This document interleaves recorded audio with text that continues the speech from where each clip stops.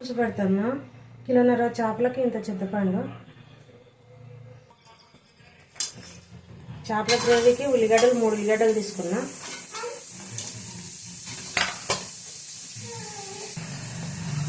బాగా ఫ్రై చేసి మిక్సీకి పడతా. కొంచెం ఆయిల్ వేసుకున్నా.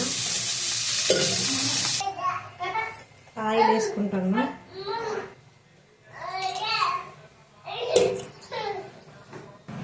కొంచెం జీలకర్ర, కొన్ని మెంతులు,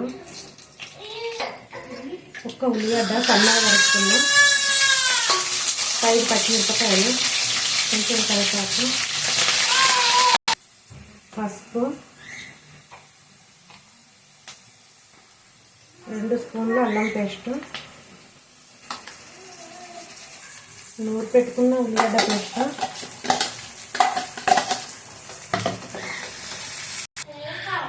కారం సరిపోయినంత. చేపల కూరలు ఎక్కువనే పడుతుంది. నేను 4 స్పూన్లు వేసాను. ఉప్పు,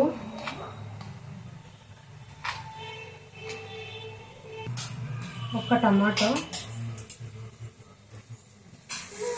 ఇప్పుడు చిక్కగా విసికి పెట్టుకున్న చింతపండు, పులుపు సరిపోయినంత వాటరు, చేపల పొడి, మెంతులు, ధనియాలు, జీలకర్ర వేసి పొడి చేసినాను. 2 స్పూన్లు వేసిన. ఇప్పుడు ఒక పొంగు వచ్చింది. చేపలు వేస్తున్నా.